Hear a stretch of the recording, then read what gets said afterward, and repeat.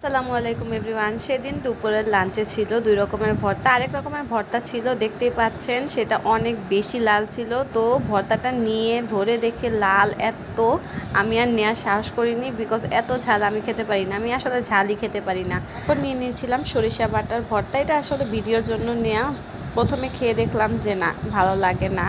তারপর নিয়ে নিয়েছিলাম ওই ভর্তার সাথে মিক্সড একটা ভাজি। এটা ছিল মিষ্টি আলু, আলু, গাজর, মিষ্টি কুমড়া আর বরবটি দিয়ে করা হয়েছিল। ভাজিটা মাশাল্লাহ মজা হয়েছিল। সরিষা ভর্তার সাথে খেতে ভালোই লাগছিল, বোঝা যাচ্ছিল না যে এই সরিষা বাটার টেস্টটা।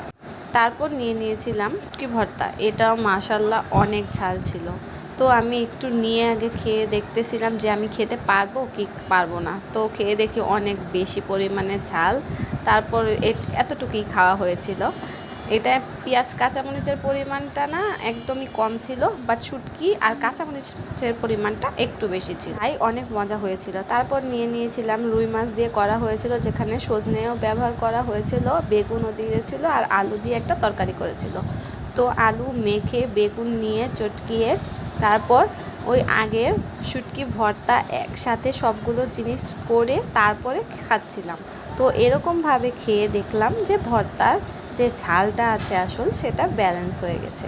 তো এভাবে নিয়ে খাচ্ছিলাম। তারপরে ভাবছিলাম লাল মরিচের ভর্তাটা আনবো না।